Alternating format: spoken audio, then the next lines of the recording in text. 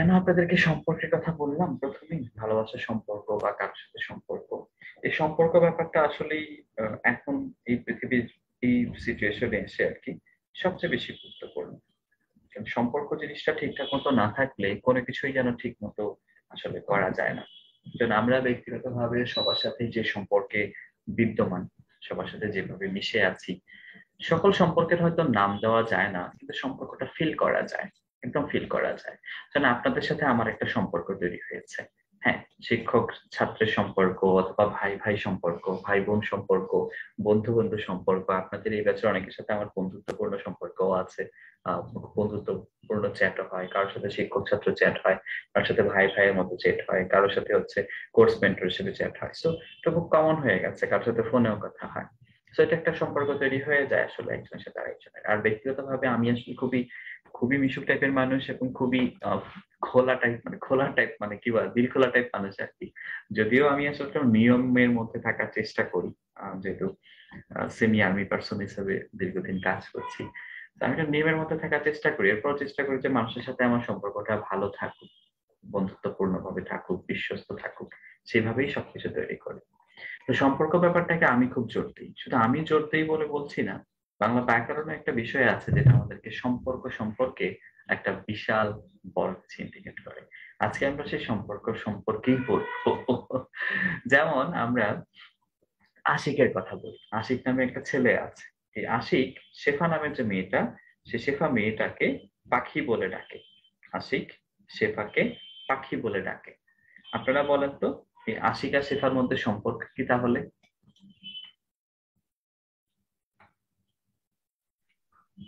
আশিক আর shepherd কি সম্পর্ক? এরা কি ভাই বোন? Boyfriend girlfriend. Boyfriend girlfriend. Okay. Boyfriend girlfriend, আচ্ছা।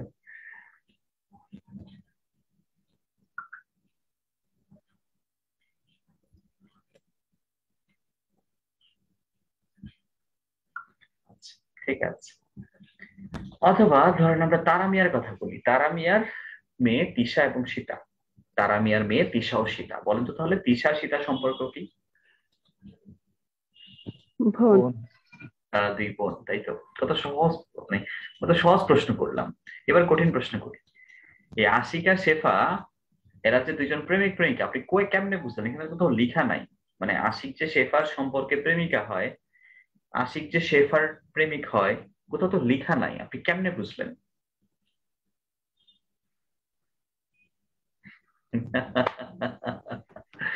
আচ্ছা, পাখি দেখে স্যার। পাখি দেখে। মানে সম্পর্কটা তাহলে বলে দেওয়া থাকে না, বুঝে নিতে হয়, তাই না? সম্পর্কটা বুঝে নিতে হয়, সম্পর্কটা বুঝে নিতে হয়।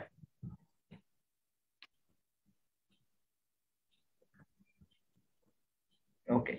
তারা মেয়ের মেয়ে তিশা ও সীতা। এই তিশা এবং সীতা, তিশা এবং সীতা, এরা কি? দুই বোন। ওকে। তো এই দুই বোন, এটা আমরা কোথায় পেয়েছি? এরকম কোথাও লেখা আছে?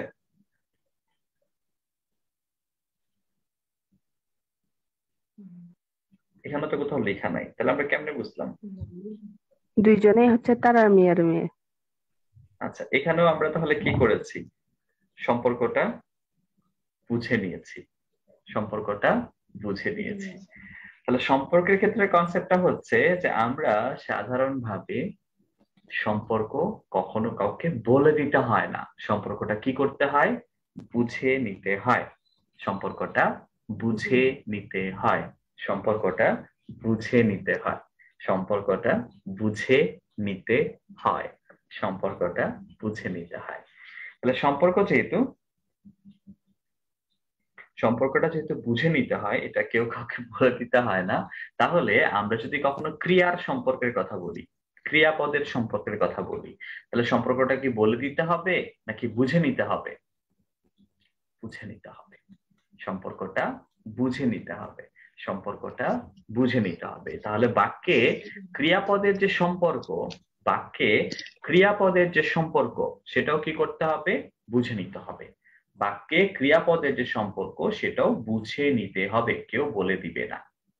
তাহলে খেয়াল করেন, রেজাল্টের দিন বাবা গরিবদের প্যাকেট থেকে নিজ হাতে মিষ্টি দিলেন। রেজাল্টের দিন বাবা গরিবদের প্যাকেট থেকে নিজ হাতে মিষ্টি দিলেন। বলেন তো এখানে ক্রিয়াপদ কোনটা? ক্রিয়াপদ দিলেন। দিলেন। দিলেন, দিলেনটা হচ্ছে ক্রিয়াপদ। ওকে, আর ক্রিয়াপদ ছাড়া বাকি সবটুকু অংশের নাম যেন কি? নামপদ। নামপদ। তাহলে বাক্যে ক্রিয়াপদ তো ছোট, নামপদ বড়। ক্রিয়াপদ ছোট হলেও দেখা যাবে ক্রিয়াপদ ছাড়া আপনি বাক্য ঠিকঠাক করতে পারবেন না। ক্রিয়াপদ ছাড়া বাক্য তৈরিও করতে পারবেন না। ক্রিয়াপদ যদিও ছোট, ক্রিয়াপদ যদিও ছোট, ক্রিয়াপদ যদিও ছোট, ক্রিয়াপদ যদিও ছোট, তবুও এই ক্রিয়াপদের সাথে নামপদের প্রত্যেকটা অংশের একটা সম্পর্ক আছে। ক্রিয়াপদের সাথে নামপদের প্রত্যেকটা অংশের একটা সম্পর্ক আছে। ক্রিয়াপদের সাথে নামপদের প্রত্যেকটা অংশের একটা সম্পর্ক আছে। এই সম্পর্ক কি বলে দেওয়া থাকবে না বুঝে নিতে হবে? বুঝে নিতে হবে। বুঝে নিতে হবে।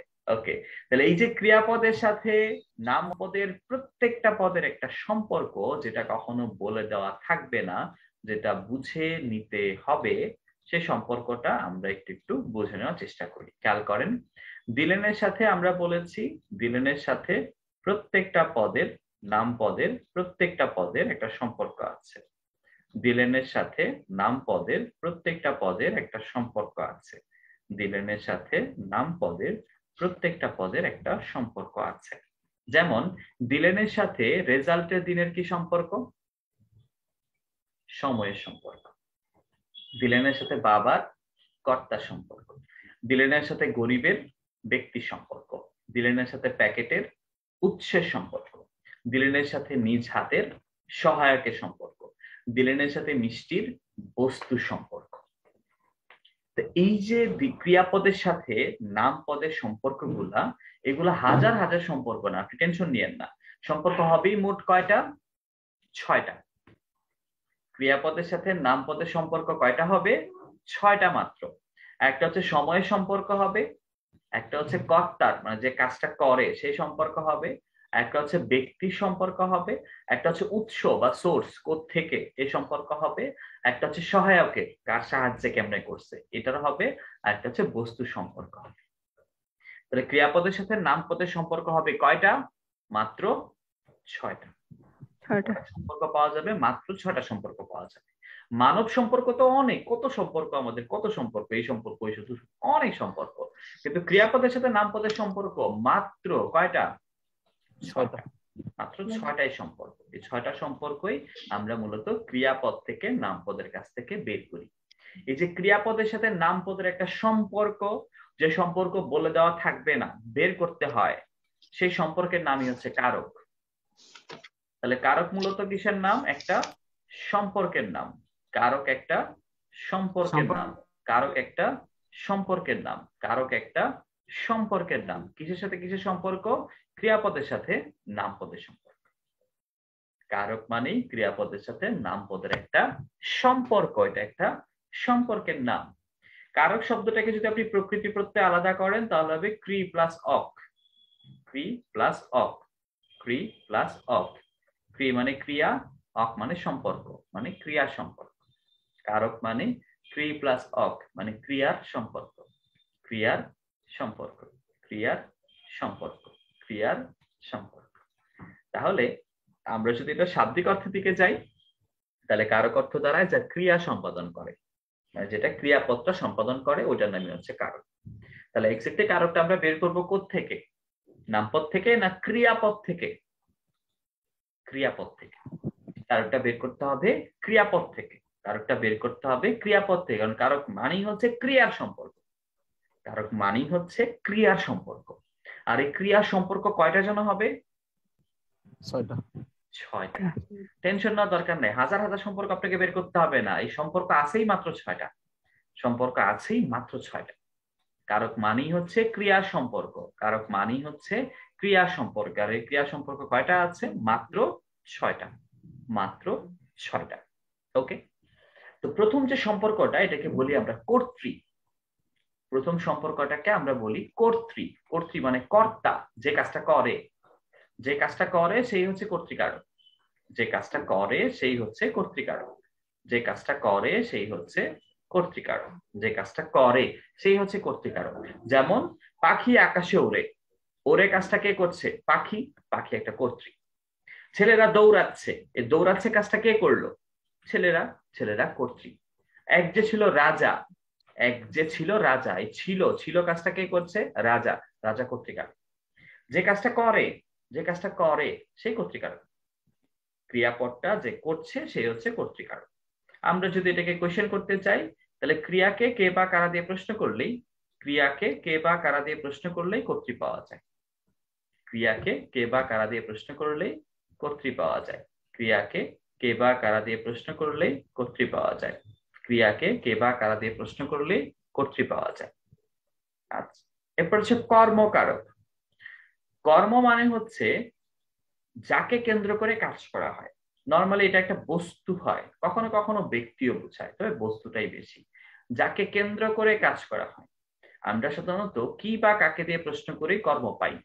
যেমন পাখি আম খাচ্ছে, পাখি আম খাচ্ছে, কি খাচ্ছে? আম, কর্ম। আমি চাঁদ দেখছি, কি দেখছি? চাঁদ, কর্ম। কি বা কাকে দিয়ে প্রশ্ন করেই আমরা কর্মটা পেয়ে যাই, কি বা কাকে দিয়ে প্রশ্ন করেই আমরা কর্মটা পেয়ে যাই, কি বা কাকে দিয়ে প্রশ্ন করেই আমরা কর্মটা পেয়ে যাই। ওকে, এরপর হচ্ছে করণ। আরেকটা সম্পর্কের নাম হচ্ছে করণ, ক দিয়ে বেশি আর কি করছি, কর্মকরণ। করণ মানে সহায়ক, যন্ত্র, উপায়। আপনি যার সাহায্যে কাজটা করেন, আমরা মাঝে মধ্যে দেখা যাবে ক্রিয়াপদটা কারো সাহায্যে করছি, যার সাহায্যে আমরা কাজটা করি, যার সাহায্যে আমরা কাজটা করি, যার সাহায্যে আমরা কাজটা করি তাকে বলি আমরা করণ। যেমন আমি চামচে আইসক্রিম খাই, আমি চামচে আইসক্রিম খাই। এই যে খাই ক্রিয়াপদটা, এটা কিসের সাহায্যে হচ্ছে? চামচের সাহায্যে। এটা হচ্ছে করণ। যার সাহায্যে আমরা কাজটা করছি সেটা হচ্ছে করণ। এই তিনটা একটু দেখেন, 30 সেকেন্ড।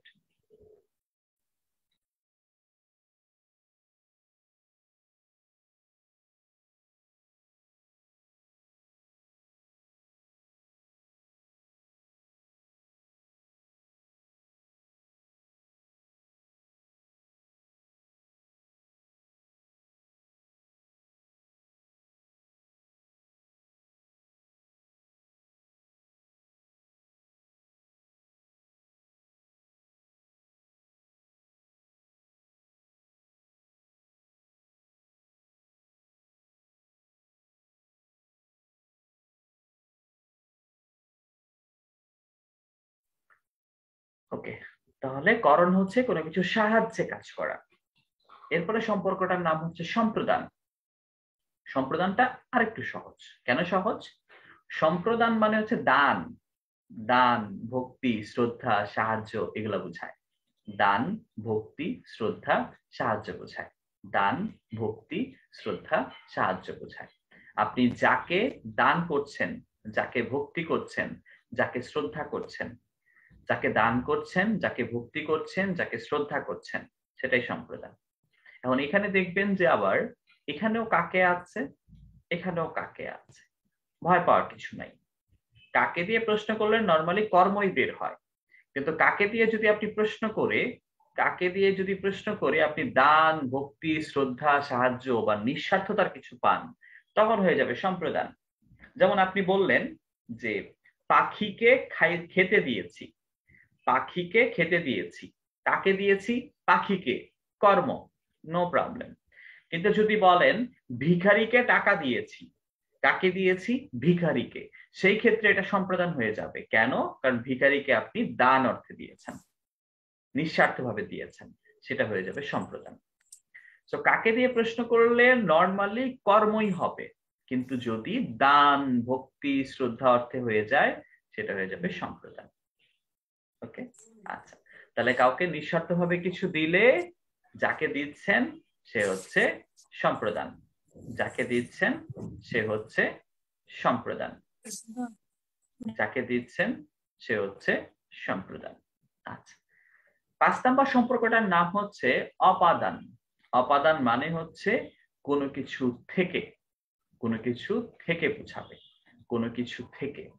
যেমন আমরা বলেছিলাম না, প্যাকেট থেকে মিষ্টি দিয়েছেন। কোথা থেকে দিয়েছেন? প্যাকেট থেকে। রাত থেকে বৃষ্টি হচ্ছে। কখন থেকে হচ্ছে? রাত থেকে। কোনো কিছু থেকে বুঝালে, কোনো কিছু থেকে বুঝালে সেটা হচ্ছে অপাদান সম্পর্ক। ফাইনালি 6 নম্বর সম্পর্ক হচ্ছে অধিকরণ। 6 নম্বর সম্পর্কটার নাম হচ্ছে অধিকরণ। অধিকরণ দিয়ে সাধারণভাবে সময় বা স্থান বুঝাবে। কোনো স্থির সময় বা স্থির স্থান, কোনো স্থির সময় বা স্থির স্থান, কোনো কিছু স্থির সময় বা স্থির স্থান। যেমন আমি ঢাকা যাই। কোথায় যাই? ঢাকা যাই। ঢাকা অধিকরণ। রাতে যাব। কখন যাব? রাতে যাব। সময় অধিকরণ। তাহলে আমরা যে সম্পর্কের কথা বলছি, ক্রিয়াপদের সম্পর্ক, এই সম্পর্ক হবে মাত্র 6টা। একটা হচ্ছে কর্তৃ সম্পর্ক, যে কাজটা করবে। একটা হচ্ছে কর্ম সম্পর্ক, কি বা কাকে দিয়ে প্রশ্ন করে পাবো। একটা হচ্ছে করণ সম্পর্ক, সহায়ক অর্থে কার সাহায্যে কিসের সাহায্যে করছি। একটা হলো সম্প্রদান সম্পর্ক, কাকে দিয়ে প্রশ্ন করে পাওয়া যাবে, এবং নিঃস্বার্থভাবে কোনো কিছু দেওয়া বোঝাবে।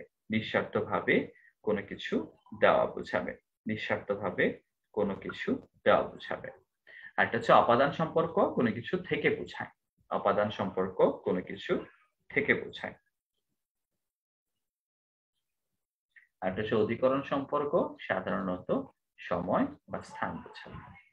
হ্যাঁ, গৌতম রিজেন করেছেন, বলেন। বাকিরা একটু পড়ে নেন এগুলো আবারও। হ্যাঁ গৌতম, বলেন। আচ্ছা স্যার, এখানে অপাদান এবং অধিকরণের দুইটাই তো মানে সময় এবং স্থানের কথা বোঝায়। জি, যে কোথা দুইটাই থেকে, সময় স্থান বোঝায়। হ্যাঁ, তাহলে একটু আমরা যদি পার্থক্যটা বলি যদি একটু যে আবার একটু বুঝাই দেন। দেখেন যে দুইটার মধ্যেই তো আপনি সময় আর স্থান দেখতে পাচ্ছেন। এক্সট্রা কিছু দেখতে হ্যাঁ। পাচ্ছেন? উম, কোথা থেকে মানে কোথা থেকে যদি কোনো তাহলে জায়গা থেকে থেকে যাওয়া হয় কথাটা এরকম যদি কিছু। হয়, থেকে যদি বুঝায়, থেকে যদি বুঝায় তাহলে অপাদান।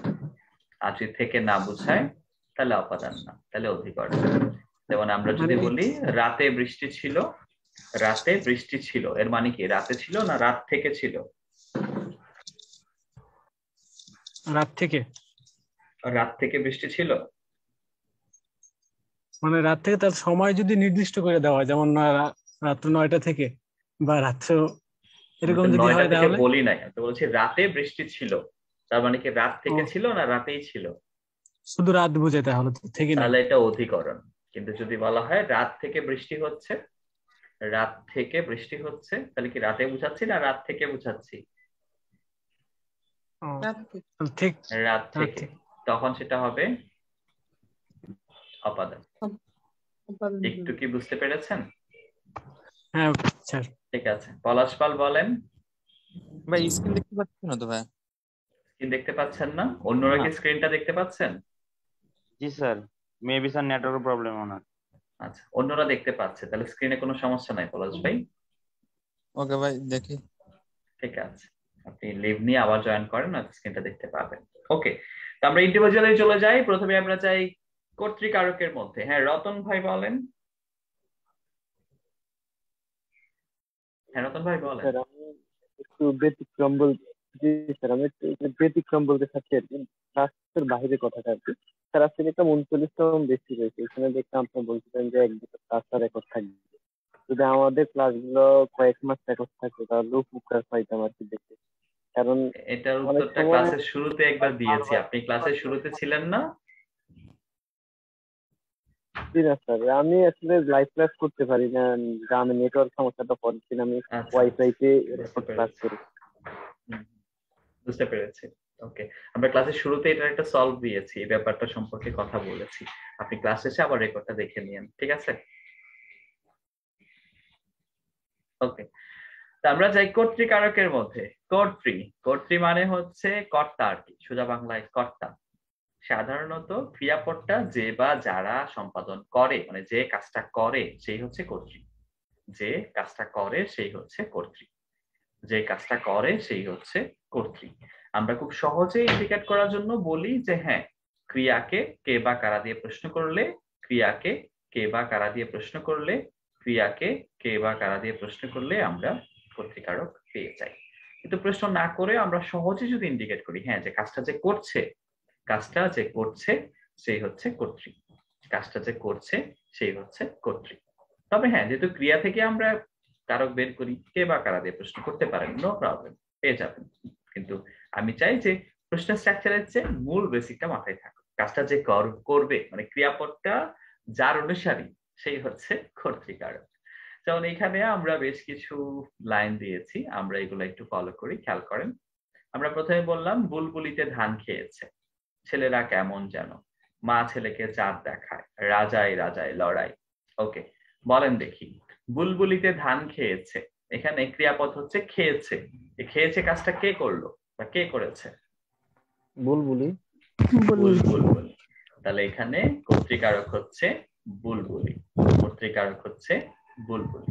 ওকে, আমরা যে প্রশ্ন করি দেখেন, কে খেয়েছে? বুলবুলি খেয়েছে। কারা খেয়েছে? বুলবুলি খেয়েছে, কর্তৃকারক। ছেলেরা কেমন যেন, ছেলেরা কেমন যেন, এখানে কাজটা কে করছে? ছেলেরা। ছেলেরা, ছেলেরা হচ্ছে কর্তৃকারক। যদি প্রশ্ন করেন কারা কেমন যেন, কে কেমন যেন, ছেলেরা, কর্তৃকারক। আচ্ছা, মা ছেলেকে চাঁদ দেখায়, এখানে আপনি সাধারণভাবে দেখলে আপনার কাছে মনে হবে কাজটা কে করছে? মা করছে, তাই তো? আচ্ছা, আমাদের ক্রিয়াপদের মধ্যে মনে আছে কিনা, ক্রিয়াপদের মধ্যে আমরা একটা পড়েছিলাম প্রযোজক ক্রিয়া, মনে আছে? প্রযোজক ক্রিয়া। জি স্যার। প্রযোজক ক্রিয়ার মানে কি ছিল? কেউ নিজে করে না অন্যকে কাজটা করিয়ে দেয়? অন্যকে কাউকে কাজ করায়। অন্যকে কাজটা করিয়ে দেয়, অন্যকে কাজটা করিয়ে দেয়। তো কাজটা করিয়ে দেওয়া মানে কি, একজন করছে না দুইজনেই করছে? একজন করছে। আমি আপনাদের পড়াচ্ছি, কাজটা আমি করছি না আপনারা করছেন?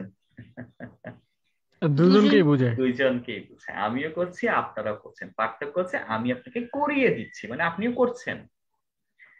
তাহলে মা ছেলেকে চাঁদ দেখায়, এখানে কাজটা মা একা করছে না, কাজটা দুজনেই করছে।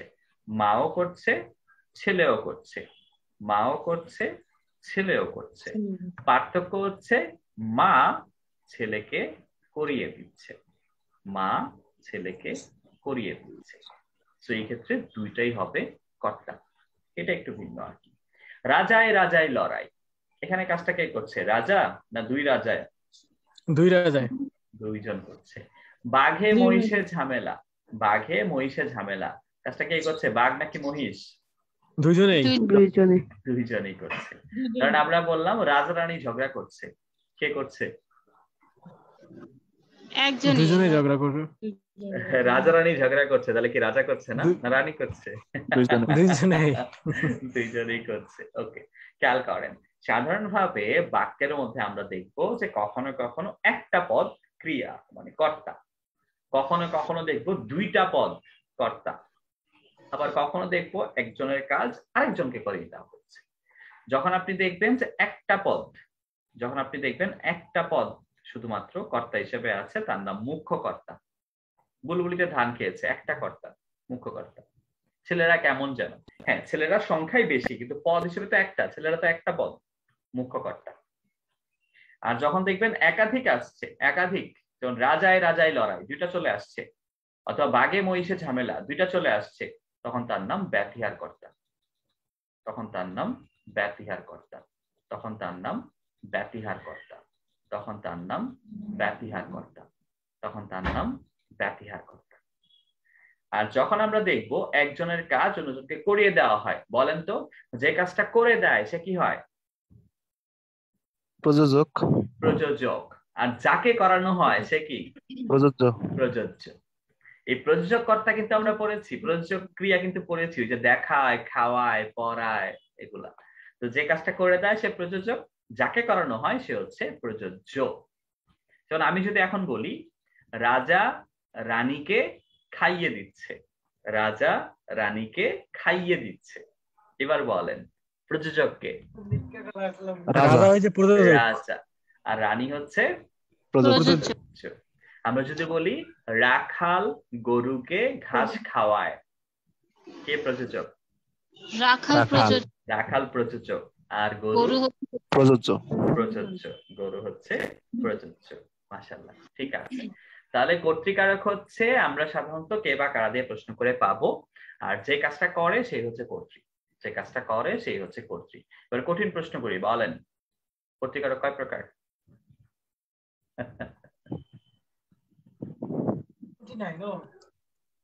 মোটামুটি চার প্রকার।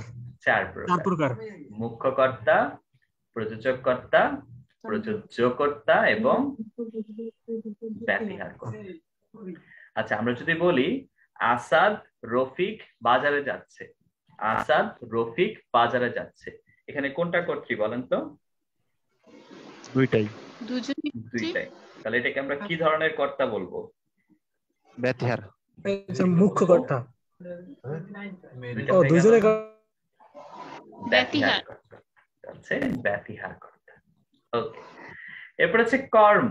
কর্ম মানে হচ্ছে যাকে আশ্রয় করে বা যাকে কেন্দ্র করে কাজ করা হয়। খুব সহজ ভাবে যদি আমরা ইন্ডিকেট করি, তাহলে আপনি কি বা কাকে দিয়ে প্রশ্ন করে, কি বা কাকে দিয়ে প্রশ্ন করে যে উত্তরটা পাবেন সেটাই হচ্ছে কর্ম।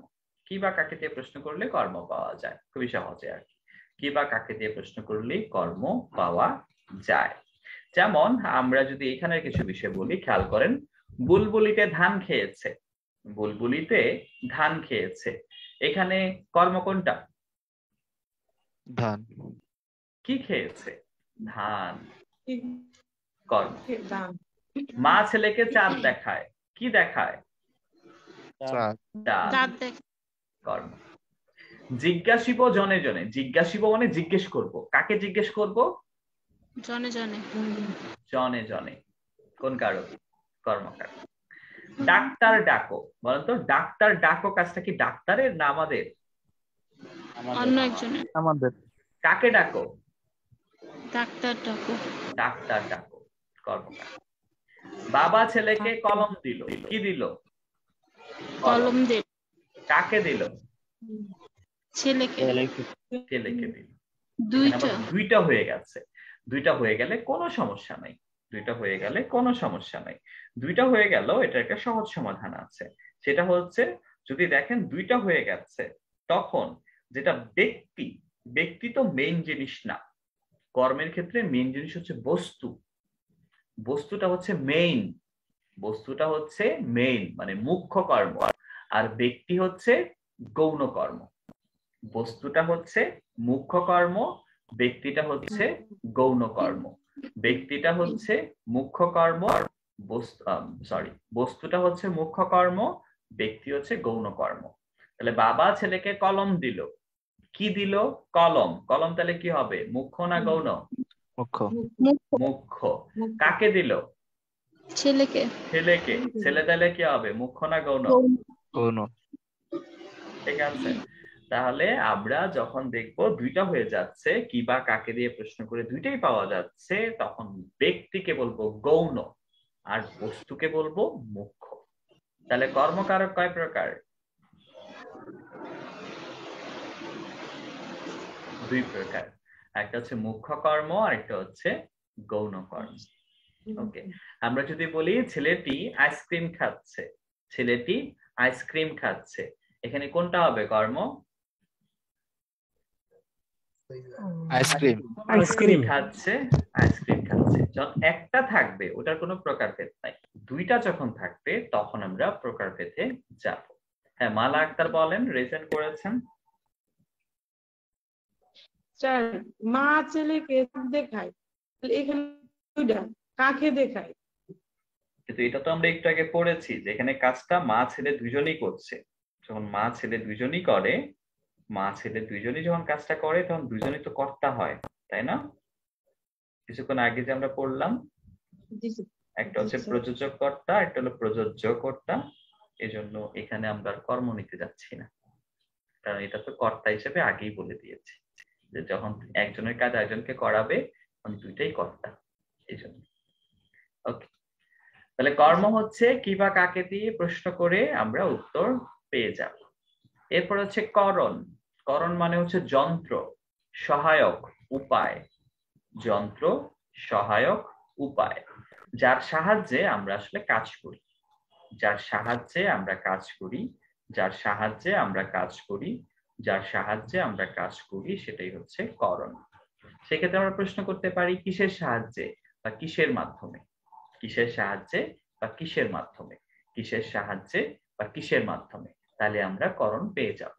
কিসের সাহায্যে বা কিসের মাধ্যমে, তাহলে আমরা করণ পেয়ে যাব। যেমন দেখেন, জটাতে তাপস চিনি। জটাতে তাপস চিনি, জটা বুঝেন? ওই যে বিভিন্ন সন্ন্যাসী দেখবেন চুলগুলো একদম জট লেগে থাকে না, বিশাল এগুলো আর কি। তো জটা দেখে আপনি কি চিনেন? তাপস বা তপস্বী চিনেন। জটা দেখে আপনি তাপস বা তপস্বী চিনেন। তাহলে বলেন তো এখন এখানে করণ আছে কিনা?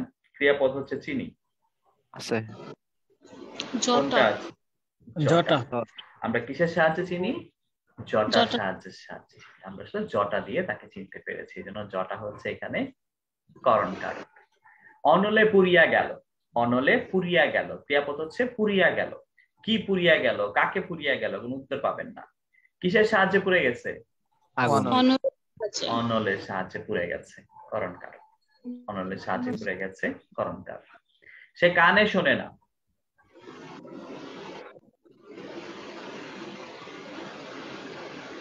কানে। সে কি আসলে কি কানে শোনে নাকি কান দিয়ে শোনে? কান কান দিয়ে। দিয়ে। একটা ব্যাপার একটু খেয়াল করেন, আমরা সাধারণভাবে মনে করি আমরা কানে শুনি, চোখে দেখি, হাতে লিখি। না, আমরা হাতে লিখি না, হাত দিয়ে লিখি। আমরা কানে শুনি না, কান দিয়ে শুনি। আমরা মুখে বলি না, মুখ দিয়ে বলি। আমরা মনে বলি না, মন দিয়ে বলি। খেয়াল রাখবেন। আমরা বলি না চাবুককে মারি, আমরা কি চাবুকে মারি, লাঠিতে মারি, নাকি লাঠি দিয়ে চাবুক দিয়ে মারি? লাঠি দিয়ে চাবুক দিয়ে মারি।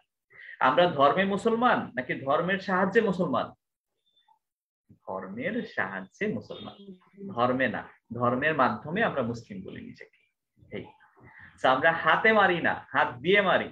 চাবুকে মারি না, চাবুক দিয়ে মারি। কানে শুনি না, কান দিয়ে শুনি।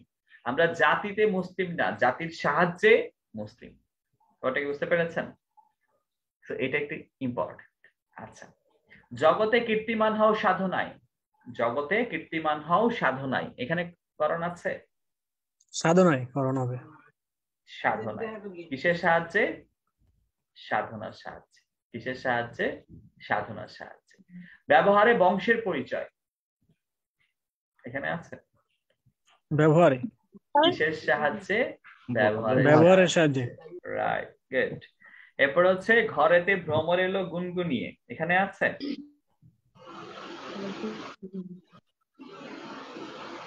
ভ্রমর। কিসের সাহায্যে এলো? কিসের সাহায্যে এসছে? গুনগুনিয়ে সাহায্যে।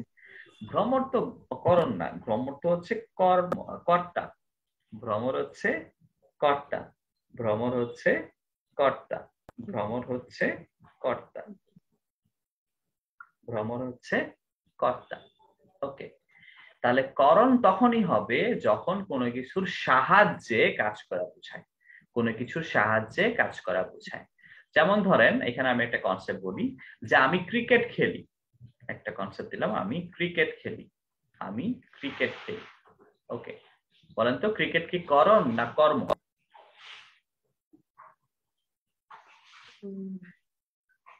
কর্ম। আমরা কি ক্রিকেট দিয়ে খেলি না ক্রিকেট খেলি? ক্রিকেট খেলি, এটা হচ্ছে কর্ম। কিন্তু আমি যদি বলি আমি ফুটবল খেলি, ফুটবল, আমি ফুটবল খেলি, তাহলে এটা কি কর্ম না করণ? কর্ম।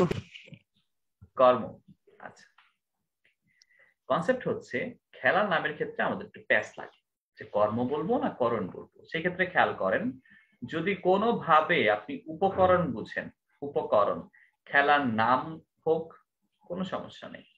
যদি আপনি কোনোভাবে উপকরণ বুঝেন, উপকরণ, যদি আপনি উপকরণ বুঝেন তাহলে হচ্ছে করণ।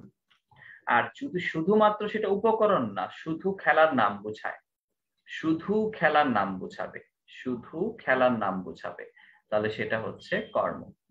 শুধু খেলার নাম বোঝাবে, সেটা হচ্ছে কর্ম। শুধু খেলার নাম বোঝাবে, সেটা হচ্ছে কর্ম।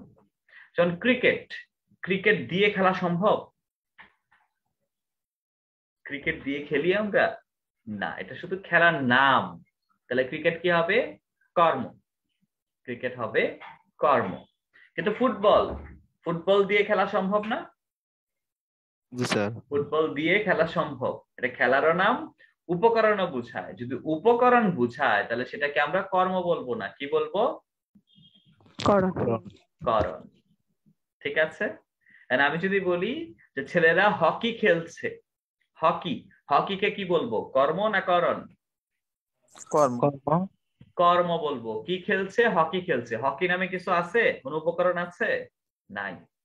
কিন্তু যদি বলি হকি স্টিকে তার মাথা ফাটলো, হকি স্টিকে তার মাথা ফাটলো, তাহলে কি ফাটলো? মাথা। কিসের সাহায্যে ফাটছে? হকি স্টিকের সাহায্যে। ওটা একটা উপকরণ, ওটা তখন কি হবে? করণ কারক। করণ কারক। এখন যদি বলি মেয়েরা বল খেলে, মেয়েরা বল খেলে, কর্ম না করণ? কর্ম। কর্ম। বল নামে কোনো উপকরণ আছে? বল নামে কোনো উপকরণ কি আছে কিনা বলেন? বল আছে। আছে। তাহলে কি কর্ম না করণ? করণ। করণ। যদি উপকরণ হয়ে যায় এটা হচ্ছে করণ। ঠিক আছে। তাহলে মেয়েরা বল খেলছে, বল হচ্ছে করণ কারক। স্যার ফুটবল খেলে তাহলে? সেম, ফুটবল একটা উপকরণ আছে না? জি স্যার। করণ কারক। উপকরণ বুঝালে করণ। তাহলে স্যার ফুটবল দিয়ে কখন কর্ম বুঝাবে কিভাবে?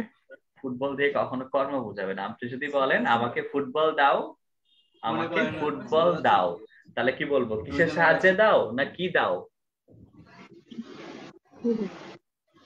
তখন কি বলবেন? কিসের সাহায্যে দাও না কি দাও? কি দাও। তখন তো ফুটবল কর্ম হবে আর কি। কিন্তু খেলা অর্থে, খেলা অর্থে যখন আপনি উপকরণ বুঝবেন তখন করণ, আর যদি শুধু খেলার নাম হয় তাহলে হচ্ছে কর্ম। বুঝতে পেরেছেন? আচ্ছা স্যার, ফুটবল খেলা তো একটা খেলার নামই, যেমন একটা ক্রিকেট খেলার নাম না ফুটবল খেলা, তাহলে কেমন কি? তাহলে যদি আমরা বলি আমরা ফুটবল খেলতেছি তাহলে কিভাবে? ফুটবল খেলতেছেন, আপনি কি বলবেন বলেন? কি খেলতেছেন এটা বলতে চাচ্ছেন, এই তো? হ্যাঁ। ফুটবল নামে কিছু আছে কিনা এটা আমারে বলেন। এটা তো ফুটবল তো একটা উপকরণ আছে। হ্যাঁ হ্যাঁ, উপকরণ আছে, আবার একটা খেলারও নাম। এটা হোক খেলার নাম, শুধুমাত্র খেলার নাম হইলে ফুটবল কি শুধু খেলার নাম না উপকরণও আছে? না না না, এটা উপকরণের নামও ফুটবল। তাহলে এটা করণ। আর অনলি খেলার নাম যেটা, শুধু খেলার নাম যেটা বোঝায়, উপকরণ বোঝায় না, ওটা কর্ম। ও আচ্ছা আচ্ছা, ঠিক আছে স্যার। ঠিক আছে। ওকে, আর কারো প্রশ্ন এই ব্যাপারে? ওকে, এরপর আছে সম্প্রদান। সম্প্রদান মানে হচ্ছে নিঃস্বার্থভাবে কাউকে দেয়া। এটা দান হইতে পারে, ভক্তি হইতে পারে, শ্রদ্ধা হতে পারে। দান, ভক্তি, শ্রদ্ধা, সাহায্য এগুলো বোঝাতে পারে। এটা স্পেশাল একটা কনসেপ্ট আছে, জন্য, কোনো কিছুর জন্য বোঝায়, কোনো কিছুর জন্য বোঝায়। তবে এটা পরে বলছি আমরা। নর্মালি দান, ভক্তি, শ্রদ্ধা অর্থে আপনি যাকে দিবেন সেটা সম্প্রদান। এটা খেয়াল রাখবেন। আমরা অনেক সময় যে কাজটা করি, যে জিনিসটা আমরা দিচ্ছি ওটাও সম্প্রদান বলে ফেলি। না, যে জিনিসটা আমরা দিচ্ছি ওটা সম্প্রদান না। যে জিনিসটা আমরা দিচ্ছি ওইটা সম্প্রদান না। যে জিনিসটা আমরা দিচ্ছি ওটা সম্প্রদান না। যাকে দিচ্ছি, যাকে দিচ্ছি ওটা সম্প্রদান। যাকে দিব সেটা সম্প্রদান, কিন্তু যে জিনিসটা দিচ্ছি ওটা না। যারে দিচ্ছি, যাকে, সেটা সম্প্রদান। যেমন খেয়াল করেন, আমরা এখানে কিছু শব্দ ইন্ডিকেট করছি। অন্ধজনে দেহ আলো। অন্ধজন তো অন্ধজন, দেহ মানে হচ্ছে দেয়া, এখানে দেহ মানে শরীর না, দেয়া। অন্ধজনে দেহ আলো মানে অন্ধজনকে আলো দাও। আচ্ছা, আমরা যদি প্রশ্ন করি কি দাও, আমরা যদি কি দিয়ে প্রশ্ন করি কি দাও, তাহলে উত্তর কি? আলো। তাহলে আলো, আলোটা কি সম্প্রদান হবে না কর্ম? কর্ম। কর্ম। কি দিয়ে যেটা প্রশ্ন হয় সেটা কর্ম, মানে যে জিনিসটা আপনি দিচ্ছেন এটা কর্ম, কোনো সমস্যা নেই। কিন্তু যাকে দিচ্ছেন, কাকে দাও, কাকে আলো দাও, অন্ধজন, অন্ধজন হবে সম্প্রদান। তাহলে সম্প্রদান কারকের ক্ষেত্রে আপনি নিঃস্বার্থভাবে যাকে দিবেন সেটা সম্প্রদান, কিন্তু যে জিনিসটা দিচ্ছেন ওটা কিন্তু সম্প্রদান না, ওটা কি? কর্ম। কর্ম। চলো, ভিক্ষুককে ভিক্ষা দাও। কি দাও, কি দাও? ভিক্ষা। ভিক্ষা কি হবে? কর্ম। কাকে দাও, কাকে? ভিক্ষুক। ভিক্ষুককে, সম্প্রদান। ওকে, আচ্ছা। সর্বশিষ্যে জ্ঞান দেন গুরু মহাশয়। সর্বশিষ্যে জ্ঞান দেন গুরু মহাশয়। কাকে দেন? শিষ্যকে। সর্বশিষ্যকে সম্প্রদান। আমরা যখন নিঃস্বার্থভাবে দান, ভক্তি, শ্রদ্ধা অর্থে যখন নিঃস্বার্থভাবে কাউকে দিব, যাকে দিচ্ছি সেটা হচ্ছে সম্প্রদান। সম্প্রদানের আরেকটা ব্যাপার হচ্ছে জন্য, কোনো কিছুর জন্য বা উদ্দেশ্য বা লক্ষ্য, কোনো কিছুর জন্য বুঝালে, কোনো কিছুর উদ্দেশ্য বা লক্ষ্য বুঝালে ওইটাকে বলি সম্প্রদান। এটা ব্যতিক্রমী অর্থ। ছোটবেলায় এটাকে আমরা নিমিত্ত অর্থে পড়েছি, যে নিমিত্তার্থে বলতাম না, নিমিত্ত মানেই জন্য। কোনো কিছুর জন্য বুঝালে, কোনো কিছুর জন্য, কোনো কিছুর জন্য বুঝালে সেটাও সম্প্রদান হয়। যেমন বেলা যে পড়ে এলো, জলকে চল, ছোটবেলায় আমরা মুখস্থ করছিলাম নিমিত্তার্থে সম্প্রদান, তাই না? কেউ কি জানেন এই জলকে মানে কি? জলকে মানে কি? তাড়াতাড়ি। তাড়াতাড়ি, এরকমই আমরা বুঝি। এটা পড়তে গেলে এরকম দিয়ে আমরা শেষ করে ফেলাইছি। আচ্ছা, এটা হচ্ছে রবীন্দ্রনাথ ঠাকুরের মানসী নামে একটা কাব্যগ্রন্থ আছে। এই মানসী কাব্যগ্রন্থের মানসী কবিতাতেই একটা দুইটা বান্ধবীর কনভারসেশন আছে। এক বান্ধবী আরেক বান্ধবীকে বলছে যে, একটা বান্ধবী আরেকটা বান্ধবীকে বলছে যে বেলা যে পড়ে, সখী বেলা যে পড়ে এলো জলকে চল, মানে হচ্ছে বেলা পড়ে এলো মানে হচ্ছে সন্ধ্যা হয়ে যাচ্ছে, আর জলকে চল মানে হচ্ছে জলের জন্য চল, জলের জন্য চল, জলের জন্য চল, জলের জন্য চল। জলকে মানে জলের জন্য, তাহলে কিসের জন্য চল? জলের জন্য চল। এজন্য এটা হচ্ছে নিমিত্ত অর্থে বা জন্য অর্থে সম্প্রদান। ঠিক আছে? আচ্ছা, সুখের লাগিয়া এ ঘর বাঁধিনু, সুখের লাগিয়া এ ঘর বাঁধিনু, দেখেন তো এখানে কোনো কিছুর জন্য বোঝাচ্ছে? সুখের জন্য। কিসের জন্য বাঁধিনু? সুখের, নিমিত্তার্থে সম্প্রদান। সৈন্যরা যুদ্ধে যায়, যুদ্ধ নামে কোনো জায়গা আছে? নাই। তাহলে আমরা কি বলবো, কোথায় যায় না কিসের জন্য যায়? কিসের জন্য যায়? কিসের জন্য যায়? যুদ্ধের জন্য, সম্প্রদান কারণ। এবারের সংগ্রাম স্বাধীনতার সংগ্রাম, বলেন কিসের জন্য সংগ্রাম? স্বাধীনতার জন্য। স্বাধীনতার জন্য সংগ্রাম, কোন কারক? নিমিত্তার্থে সম্প্রদান। আসাদ সাহেব হজে যাচ্ছেন, আসাদ সাহেব হজে যাচ্ছেন, কোথায় যাচ্ছেন নাকি কিসের জন্য যাচ্ছেন? হজের জন্য যাচ্ছেন। হজের জন্য, কারণ হজ নামে কোনো জায়গা আছে? না। হজ হচ্ছে একটা উদ্দেশ্য।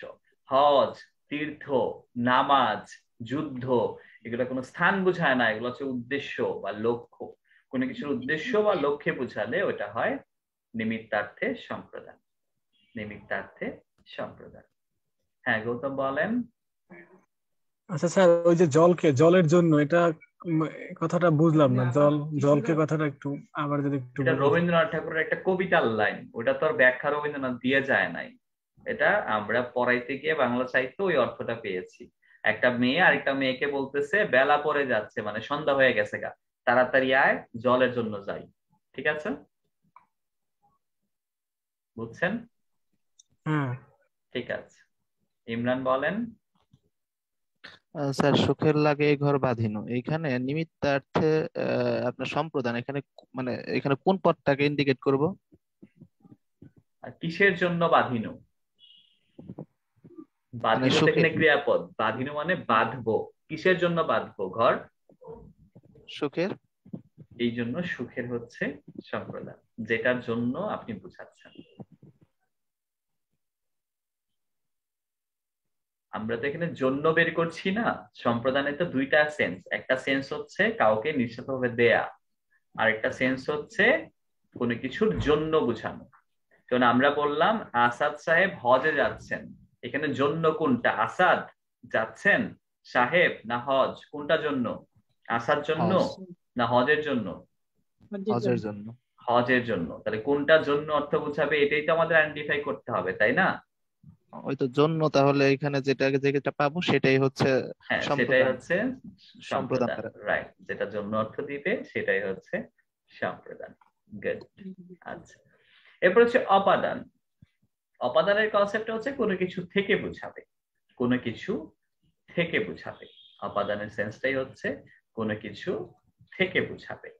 তো এটা থেকে বলতে কোনো কিছু থেকে কিছু নেয়া, কোনো কিছু থেকে উৎপন্ন হওয়া, কোনো কিছু থেকে বিরত থাকা, কোনো কিছু থেকে আরম্ভ হওয়া, কোনো কিছু থেকে শুরু হওয়া, কোনো কিছু থেকে দূর করা, কোনো কিছু থেকে ছেড়ে যাওয়া, কোনো কিছু থেকে ভয় পাওয়া বোঝায়। ভয়টা স্পেশাল অর্থ, কারণ এটা একটু বেশি ইম্পর্টেন্ট, এই জন্য এটা আলাদা করে বলছি। তো কোনো কিছু থেকে বোঝাতে হবে, এবং থেকের ক্ষেত্রে এই বিষয়গুলো থাকতে হবে। কোনো কিছু থেকে নিয়েছেন, কোনো কিছু থেকে উৎপাদন করেছেন, কোনো কিছু থেকে বিরত থাকতে বলছেন, কোনো কিছু থেকে আরম্ভ হওয়া বোঝাচ্ছেন, কোনো কিছু থেকে শুরু হওয়া বা দূর করা বা ছেড়ে যাওয়া, বা কোনো কিছু থেকে ভয় পাওয়া। এই কোনো কিছু থেকে এই বিষয়গুলা বোঝালে সেটাকে বলি আমরা অপাদান। থেকে বোঝাতে হবে, থেকে বোঝাতে হবে, থেকে বুঝাইতে হবে। যেমন পাপে দূরে থেকো, পাপে দূরে থেকো। কোথা থেকে দূরে থেকো? পাপ থেকে। পাপ থেকে। তাহলে পাপ হচ্ছে অপাদান, পাপ হচ্ছে অপাদান। পরের লাইন হচ্ছে সাদা মেঘে বৃষ্টি হয় না। এখানে কোনটা হবে বলেন তো? ক্রিয়াপদ হচ্ছে হয় না। কোথা থেকে হয় না? মেঘ থেকে। সাদা মেঘ থেকে শুধু মেঘ হবে। সাদা মেঘ থেকে, শুধু মেঘ না, সাদা মেঘ থেকে বৃষ্টি হয় না। ঝিনুকে মুক্তা মেলে। ঝিনুকে। কোথা থেকে মিলে? ঝিনুক থেকে পাওয়া যায়। হ্যাঁ, তিলে তৈল হয়। কোথা থেকে হয়? তিল থেকে। তিল থেকে হয়, রাইট। বনে বাঘের ভয়। এখানে কোথা থেকে ভয়, এটা আপনি পাবেন। কোথা থেকে ভয়? ভয়টা যেখান থেকে আসবে, ভয়টা যেখান থেকে আসবে, ভয়টা যেখান থেকে আসবে, ভয়টা যেখান থেকে আসবে, সেটাই হচ্ছে অপাদান। বলেন, ভয়টা কোত্থেকে আসছে? বন থেকে। বন থেকে ভয় পাইছি আমরা, না বাঘ থেকে পাইছি? বাঘ থেকে। বাঘ থেকে। বাঘের ভয়, বনে বাঘের ভয়। বাঘ হচ্ছে এখানে অপাদান, বাঘ হচ্ছে এখানে অপাদান। ভয়টা যেখান থেকে আসবে। দুটা বাক্য বলি, দেখেন। একটা বাক্য বললাম যে বাবাকে খাবার দিয়েছি, বাবাকে খাবার দিয়েছি একটা। আরেকটা হচ্ছে বাবাকে ভয় পাই, বাবাকে ভয় পাই। দুইটার ক্ষেত্রেই ধরেন আমরা আন্ডারলাইন করে দিলাম বাবা। বলেন তো প্রথম বাবাটা কোন কারক? বাবাকে খেতে দিয়েছি বা বাবাকে খাবার দিয়েছি। প্রথমটা কর্ম, প্রথমটা হচ্ছে কর্ম। কাকে খেতে দিয়েছি? বাবাকে। কর্ম, গুড।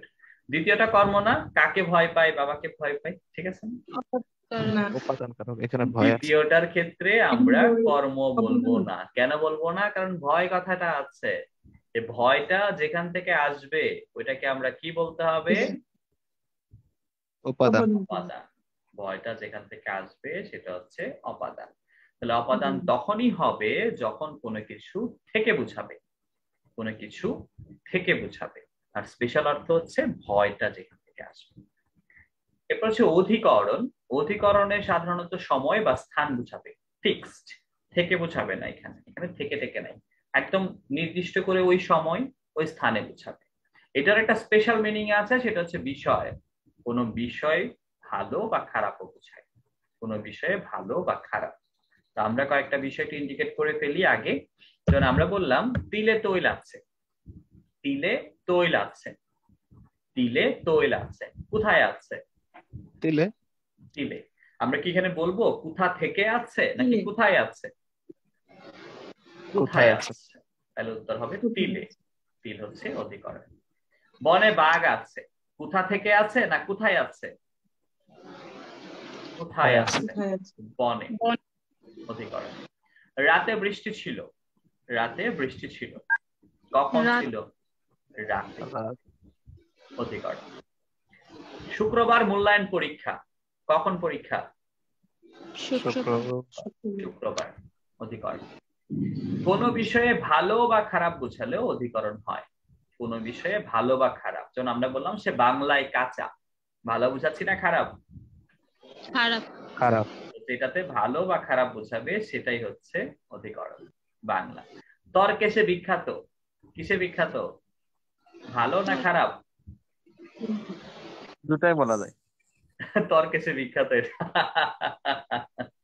আচ্ছা, ভালো হোক খারাপ হোক কোনো সমস্যা নাই, এটা কি তো হবে, অধিকরণ হবে।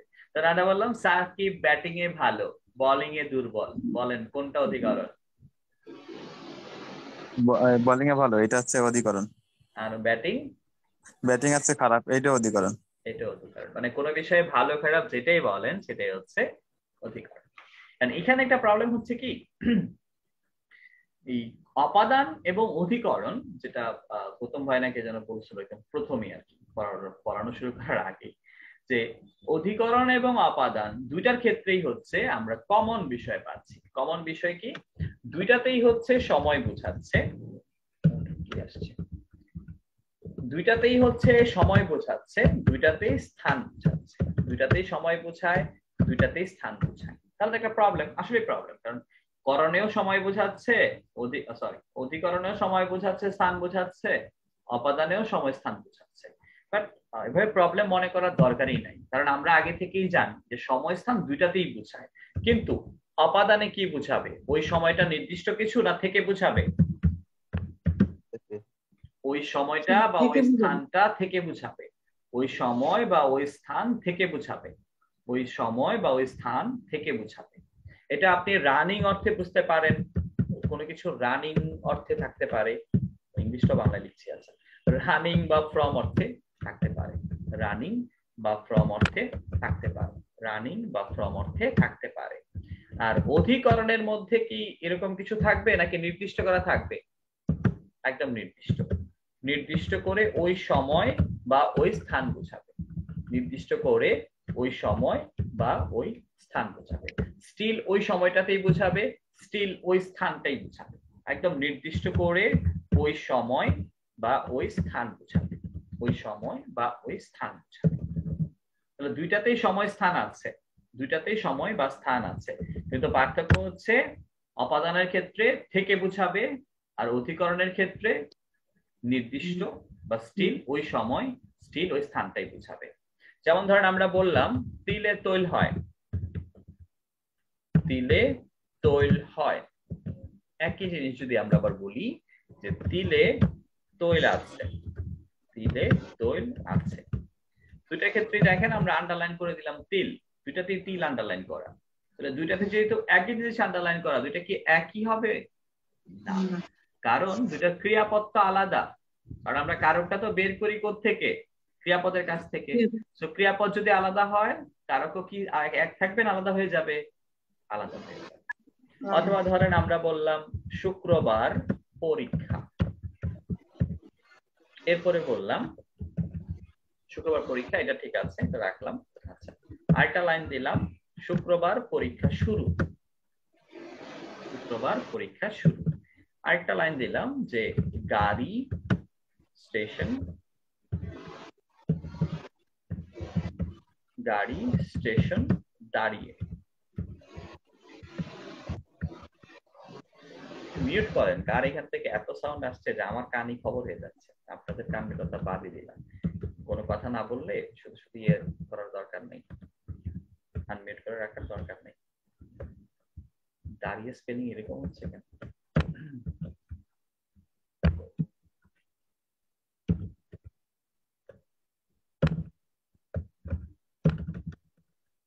নম্র টাইপে একটা প্রবলেম। ঠিক আছে, গাড়ি স্টেশন দাঁড়িয়ে, এরপরে লিখলাম যে গাড়ি ছাড়লো। ওকে, এবার খেয়াল করেন যে এই যে শব্দগুলো এখানে আমরা লিখেছি, এই যে শব্দগুলো আমরা লিখেছি, এই শব্দগুলোতে সবগুলা কি একই রকম হয় না একটু ভিন্ন হয়? খেয়াল করেন এবার, তো আপনারা উত্তর দেন। প্রথমে আমরা বললাম তিলে তৈল আছে, আন্ডারলাইন, দুইটাতে আন্ডারলাইন তিল। বলেন প্রথমটা কি হবে, অপাদান না অধিকরণ? অপাদান। অপাদান। অপাদান। কেন? কারণ তিলের মধ্যে হয় না তিল থেকে হয়? তিল থেকে হয়। থেকে হয়, তাহলে এটা হচ্ছে অপাদান। কিন্তু তিলে তৈল আছে, এর মানে কি তিল থেকে আছে না তিলের মধ্যে আছে? তিলের মধ্যে অবস্থান মধ্যে আছে, এটা কি হবে? অধিকরণ। ওকে, শুক্রবার পরীক্ষা, অধিকরণ। শুক্রবার পরীক্ষাকে শুক্রবার থেকে অধিকরণ। বোঝাচ্ছি না শুক্রবারটাকেই বোঝাচ্ছি? শুক্রবারটাকে নির্দিষ্ট। শুক্রবারটাকেই বোঝাচ্ছি, এটা হচ্ছে অধিকরণ। আর যখন বলছি শুক্রবার পরীক্ষা শুরু, তার মানে কি শুক্রবার বোঝাচ্ছি না শুক্রবার থেকে বোঝাচ্ছি? শুক্রবার থেকে। থেকে। শুক্রবার থেকে বোঝাচ্ছি, এটা কি হবে? অপাদান। অপাদান। উপাদান। গাড়ি স্টেশন দাঁড়িয়ে, গাড়ি স্টেশন দাঁড়িয়ে কি হবে? অধিকরণ। অধিকরণ, কারণ এটা স্টেশনে স্টিল আছে। কিন্তু গাড়ি স্টেশন ছাড়লো, গাড়ি স্টেশন ছাড়লো তার মানে কি স্টিল ওখানে আছে না ওখান থেকে ছাড়লো? থেকে ছাড়লো। স্টেশন থেকে থেকে ছাড়লো, এটা হচ্ছে অপাদান। দেখেন এটা বুঝতে পেরেছেন কিনা, এই 6টা লাইন বুঝতে পেরেছেন কিনা দেখেন।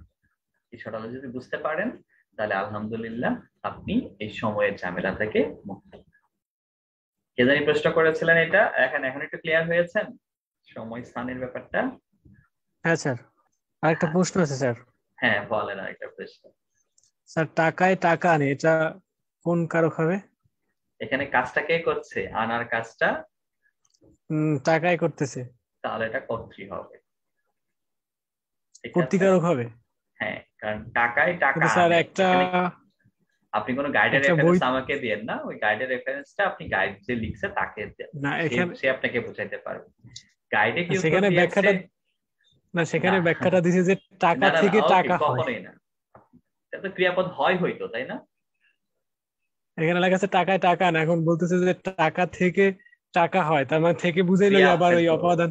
আচ্ছা, টাকা থেকে টাকা আনে, ক্রিয়াপদটা কি আনে না হয়? এই যে টাকায় টাকা আনে লেখা, তাহলে আনের মধ্যে তো আর হয় কর্তৃকারক হবে আনতে স্যার। পারবেন। আপনি যদি বলবেন টাকায় টাকা আনে, তখন তো কাজটা হ্যাঁ। টাকা করছে, কে আনে? টাকাই আনে, কর্তৃকারক। আর যদি বলা হয় টাকায় টাকা হয়, তাহলে তার কাজটা টাকা করছে না, টাকা থেকে টাকা হয়।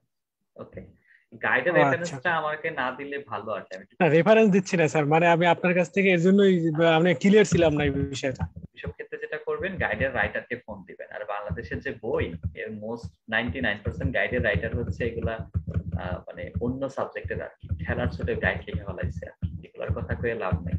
আর বাংলাদেশের গাইড গুলা চলে, আর অনেকগুলা গাইডের রাইটার আমার স্টুডেন্ট, এগুলার কথা কয়ে আরো লাভ নেই। পরে অনার্সে আমার খুব অবাক লাগে যে আপনারা বিশ্ববিদ্যালয়ে পড়েছেন, আপনাদের সাবজেক্ট রিলেটেড টিচারদের কাছে আপনারা অনার্স ফার্স্ট ইয়ার সেকেন্ড ইয়ারে পরে পোলা পান, তাও আবার জাতীয় বিশ্ববিদ্যালয়ে। না, জাতীয় বিশ্ববিদ্যালয় বলছে এই কারণে যে মানে ওরা তো ঠিক মতো করে না, প্র্যাকটিস না করে ওই শীট থেকে দেখে পড়ায় দেখতেছে। অনার্সে পরে ফার্স্ট ইয়ার সেকেন্ড ইয়ার এদেরকে আপনারা স্যার ডাকতেছেন, এদের কাছ থেকে আপনারা দুনিয়া সব বুঝে ফেলতেছেন। এটা আরেকটু আমাদের অনলাইনে কোন টিচারের আসলে যোগ্যতা কি আমরা এটাই জানি না। আমরা যোগ্যতা মনে করতেছি কোচিং এ পড়ায়, কোন একটা কোচিং এ উনি অনেক যোগ্য। আর এই কোচিং তো এইসব পোলাপান নেয় কম টাকায় রে ভাই, এগুলো তো বুঝার কথা। আপনারা তো সিনিয়র হয়েছেন, অনার্স সেকেন্ড ইয়ারে যে পড়ে ওরে একটা 2 ঘন্টার ক্লাসে 300 টাকা পেমেন্ট দেয়, আর সাবজেক্ট রিলেটেড একটা সিনিয়র টিচারকে দিতে হবে 2000 টাকা। 200 টাকায় কোচিং টিচার পাওয়া যায়, কথা বলতে পারে, চাপা মারতে পারে, দ্যাটস না ভালো টিচার, কোনো সমস্যা নাই, টাকা ইচ্ছা গেল। আর সেই কোচিং এর নাম বিক্রি করে মনে করেন দুনিয়া উদ্ধার করে ফেলতেছে। একটু মানে সাহস করে একবার জিজ্ঞেস করে তো স্যার আপনার শিক্ষকতার যোগ্যতা কি, তখন দেখেন কি উত্তর দেয়। আপনার হচ্ছে বয়সে অনেক ছোট, এখনো অনার্সে পড়ে এরকম অনেক স্টুডেন্ট আছে এখনো, আপনি এদেরকে স্যার ডাইকে একেবারে বুলি উড়াই ফেলাইতেছেন, দুনিয়া সব কন ফেলাইতেছে দুনিয়াতে। হাস্যকর একটা ব্যাপার চলে আমাদের এখন বাংলাদেশে। মানে টিচার হওয়াটা খুবই সহজ, অনলাইনে একটা পেজ খুলে একটা গ্রুপ করতে পারলেই, আর বড় বড় গ্রুপে 1 লাখ টাকা দিয়ে বা 10-20 হাজার টাকা দিয়ে একটা ক্লাস নেওয়ার সুযোগ করে দেন, কেউ ইনভেস্ট করেও টিচার হয়ে যাচ্ছে এখন। বিভিন্ন গ্রুপে টাকা দিয়ে ক্লাস করায়, 10টা ক্লাস নেয়, টাকা দেয় যে আমি টাকা দিয়ে আপনার গ্রুপে একটু ক্লাস নিব, ওখান থেকে টিচার হয়ে যায়। বাংলাদেশে টিচার হওয়া এখন খুবই সহজ, মারাত্মক সহজ। আর বই বের করা, আপনার 20,000 টাকা থাকলে আপনি আমারে বলেন, আমি আপনার বই বের করে দিচ্ছি। বাংলাদেশে এখন সবই সহজ, কোয়ালিটি তো নাই, মানে চাপার উপরে তো 100% কমন। পরীক্ষাটা হইলেই একদম সব তার বই থেকে চলে আসছে, মানে এগুলো আর একটা আজব জিনিসপত্র আর কি বাংলাদেশে। অথচ বাংলাদেশে যে বইগুলা নিয়ে আপনারা প্রাউড ফিল করেন না, এই অনেকগুলা বইয়ের মানে অনেক কিছুই আমার এখান থেকে যাওয়া, অনেকগুলা বইয়ের নাম পর্যন্ত আমার দেয়া, অনেকগুলা বইয়ের যে মটো ওইটা পর্যন্ত আমার লেখা, প্রত্যয় বলেন বা যে গল্পগুলো আছে সব আমার গল্প দেয়া, কারণ এরা সবই আমার অনুসারী। শুধু অনুসারী না, কয়েকটা আমার ডিরেক্ট স্টুডেন্ট। যাই হোক, এগুলা বলে আর মেলস খারাপ করতে চাচ্ছি না, এই জন্য এই সকল গাইড টাইড মানে খুব অড লাগে আর কি আমার কাছে। হ্যাঁ, এটা একটু পারলে সাহসিকতার সাথে কইরেন। যাদের কাছে পড়েন বা যাদের ক্লাস করে একেবারে দুনিয়া উদ্ধার করে ফেলতেছেন, তাদের একটু শিক্ষাগত যোগ্যতাটা জানেন, তাহলে আপনি বুঝতে পারবেন। আর নয়তো আপনিও তো যোগ্য, আপনিও জান না হার্ভার্ডে পড়ায় ফেলেন, হার্ভার্ডে পড়াইতে পারবেন না, ইংলিশে একটু স্পিচ দিতে পারলে তো হার্ভার্ডেও পড়াইতে পারবেন। এত সহজ না। তাহলে ঢাকা বিশ্ববিদ্যালয়ে একটু পড়ায় আসেন, কোন একটা কলেজে গিয়ে পড়ায় আসেন, আপনি তো বাংলাও পারেন, বাংলা গিয়ে পড়ায় আসেন একটু। সম্ভব না, সবকিছু একটা সিস্টেম আছে। এখন আপনি পড়েন রাষ্ট্রবিজ্ঞানের সেকেন্ড ইয়ারে, আপনি বাংলায় একদম উস্তাদ হয়ে গেছেন। আপনি পড়েন তিতুমির কলেজে ফিজিক্সে, আপনি বাংলার বিখ্যাত টিচার হয়ে গেছেন। দুনিয়াটা এতই সহজ। আপনি মাস্টার্স পাস করে অনার্স সেকেন্ড ইয়ারের পর একটা ছেলেকে সাটাচ্ছেন। উদ্ভট। বাংলাদেশ এত আইডিওলজিতে, মানে ফিলোসফিতে বাংলাদেশ এত আগে গেছি আমরা, যে কেউ পড়াইতে পারছে ও টিচার হয়ে গেছে, ওয়াও সে পড়াচ্ছে সে টিচার, আর তার যোগ্যতা লাগে না। এত ফিলোসফিতে আমরা আগে গেছি, তাই তাহলে তো ভালোই হইতো। দুনিয়াটা খুব অদ্ভুত, বুঝছেন, খুবই অদ্ভুত। আমি 14 বছর পড়ায় এখনো বই লেখার একটা সাহস করতে পারি না যে আসলে স্ট্যান্ডার্ড হবে কিনা। 1 বছর হয় নাই, 300 টাকা ক্লাস পেমেন্টে ক্লাস নাই একটা কোচিং এ, সে বই লেখা ভালাইছে, কারণ তার 20,000 টাকা এটা কোনো ব্যাপার না, সে বিখ্যাত টিচার, তার বই আছে। অথচ গণহারে সালাম দিয়ে কুলাইতে পারে না আমাকে, কারণ সে আমার স্টুডেন্ট। একজন না, এরকম অ্যাভেলেবল আছে, নাম মেনশন করে বলতে ইচ্ছে করছে না আর কি। যাই হোক, আপনারা দেখবেন যে গাইড গুলা পড়েন, অনেকগুলা গাইডে দেখবেন আমার গল্পগুলো আছে, মানে সাহস করেই বলে ফেলবেন যেগুলা কি মুসাফিররা আছে অ্যাভেলেবল। প্রত্যয়ের যে টেকনিক আছে এখন সব বই কপি করে ফেলতেছে, সবটাই আমার কাছ থেকে যাওয়া। এখন বিভিন্ন অনলাইন সোর্সে যে সহজ সহজ টেকনিক দেখেন, 90% এগুলো আমার। ওকে, বাট বলে কোনো লাভ নেই। হ্যাঁ, বিতরণ করছে করুক, বাট যখন মিথ্যাটা বলে, অনেক কষ্ট করে আবিষ্কার করছে তা আবার আমার সামনে, তখন মেজাজটা খুব খারাপ হয় আর কি। ওরা আমার থেকে চোখ করলে আবার নোয়ায় ফেলে না। কয়েকজন আছে ভালো, তারা আবার নিচে লিখে দেয় ক্রেডিট গোজ টু মুসাফিরা, ভালো লাগে আর কি, যে হ্যাঁ এটা একটা ভালো বিষয়।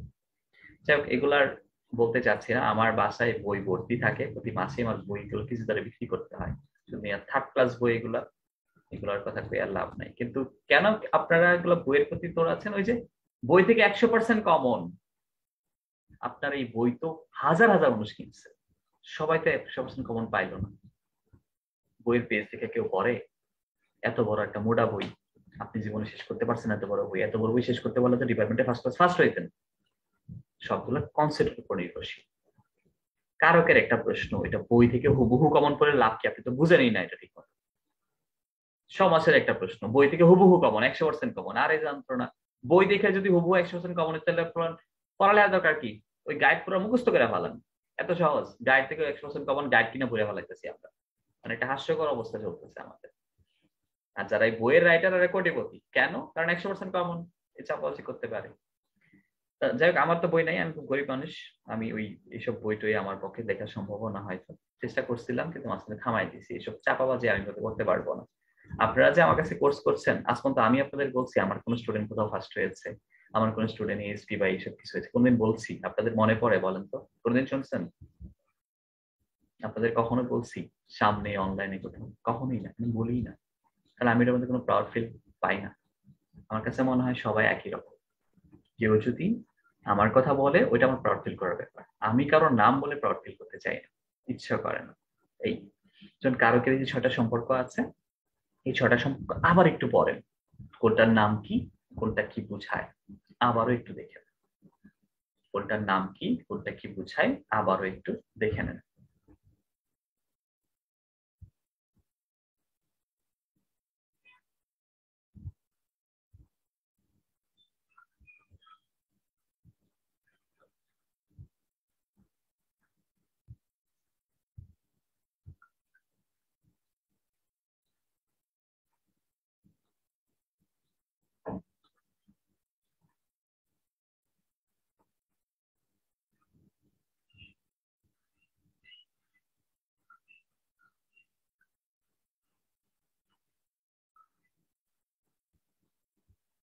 ওকে, আমরা আগেই তো বলেছি যে সম্পর্ক আছেই মাত্র 6টা।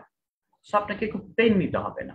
আপনি সবার আগে যে কাজটা করবেন, এই 6টার নাম মুখস্থ করবেন, 6টার নাম মুখস্থ করবেন, 6টার নাম মুখস্থ করে দেন আপনি কোনটা দিয়ে কি বুঝায় সেটা খেয়াল করবেন। তাহলে দেখবেন বিষয়টা আস্তে আস্তে একটু সহজে দেখে যাচ্ছে। আর প্র্যাকটিস করার জন্য আপনাদের শীটের মধ্যে বেশ অনেকগুলো লাইন দেওয়া আছে। চেষ্টা করবেন ক্রিয়াপদটা ইন্ডিকেট করার, কারণ এই ক্রিয়াপদটাই কিন্তু মূল বিষয়। আমরা সচরাচর যে কাজটা করছি কারকের ক্ষেত্রে সেটা হচ্ছে যে আমরা আন্ডারলাইন দেখেই সব নির্ণয় করে ফেলছি। যেমন যে খেয়াল করেন, আমরা ভাই যে লাইনটার কথা বললো আর কি, টাকায় টাকা আনে, টাকায় টাকা হয়। এখন আমরা টাকা দেখেই টাকা থেকে টাকা হয় এই কনসেপ্ট দিয়ে সেরা ফেলছি, কিন্তু ক্রিয়াপদ তো হয় ছিল না, আনে। যেমন আমরা বললাম তিলে তৈল হয়, তিলে তৈল আছে। আপনারাই বলেন তিলে তৈল হয়, তিলে তৈল আছে, দুটো কি একই জিনিস, একই কনসেপ্ট, একই কারক? না। কারকটা আসলে নির্ণয় করতে হয় কোথা থেকে বলেন দেখি? কারক নির্ণয় করতে হয় কোথা থেকে? ক্রিয়াপদ থেকে। কারক নির্ণয় করতে হয় ক্রিয়াপদ থেকে। অবশ্যই আপনাকে ক্রিয়াপদটা খেয়াল করতে হবে যে যেটা আন্ডারলাইন করা আছে ওটার সাথে ক্রিয়াপদের সম্পর্কটা কি, এটা নির্ণয় করবেন। আর সম্পর্ক নির্ণয় করার জন্য কি অনেকগুলা মাথায় আনতে হবে নাকি 6টা? 6টা। দেখবেন ক্রিয়াপদের সাথে যেটা আন্ডারলাইন করা আছে এটা কর্তা বোঝাচ্ছে কিনা, কি বা কাকে দিয়ে কর্ম হচ্ছে কিনা, কোনো কিছু সাহায্যে বোঝাচ্ছে কিনা, কোনো কিছুর জন্য বা নিঃস্বার্থ বোঝাচ্ছে কিনা, কোনো কিছু থেকে বোঝাচ্ছে কিনা, কোনো বা সময় বা স্থানে স্থির বোঝাচ্ছে কিনা। জাস্ট 6টা বিষয় ভাববেন। That's it. ইজিলি সলভ করা সম্ভব। দয়া করে আজকে যেগুলো পড়েছেন আগে স্লাইডটা আবারও ভালো করে দেখবেন, তারপরে লেকচার শিটে যে প্র্যাকটিস গুলো আছে ওগুলা ভালো করে শেষ করবেন। এরপর 9-10 এর বোর্ড ব্যাকরণ বইয়ে যতগুলা লাইন আছে একটা লাইনও যেন বাদ না যায়। 9-10 এর বোর্ড ব্যাকরণ বইয়ের একটা লাইনও যেন বাদ না যায়। প্রত্যেকটা লাইন, প্রত্যেকটা উদাহরণ শেষ করার চেষ্টা করবেন। 9-10 এর বোর্ড ব্যাকরণের গুলো সবচেয়ে বেশি ইম্পর্টেন্ট, ওগুলা ভালো করে প্র্যাকটিস করেন। ওই গাইডে বিদঘুটে লেখা অতি গুরুত্বপূর্ণ, কনফিউজিং, এটা ওইটা এই সকল লেখাতে ঝাঁপায় পড়েন, কারক থেকে কোন প্রশ্ন আসেই না। ওকে, এরপরেও 9-10 এর বোর্ড ব্যাকরণ বইটা একটু ভালো করে ফলো করবেন এবং শীটের মধ্যে যে লাইনগুলো আছে সেগুলো প্র্যাকটিস করবেন, মোটামুটি হয়েছে। এরপরে যদি কোনো লাইন না পারেন অবশ্যই আমাদের মেসেঞ্জার আছে, আমাদেরকে প্রশ্ন করবেন বা আগামী ক্লাসে আমাদের করতে পারেন, আমরা ইনশাআল্লাহ চেষ্টা করব। ঠিক আছে, সবাইকে অসংখ্য ধন্যবাদ, সবাই ভালো থাকবেন।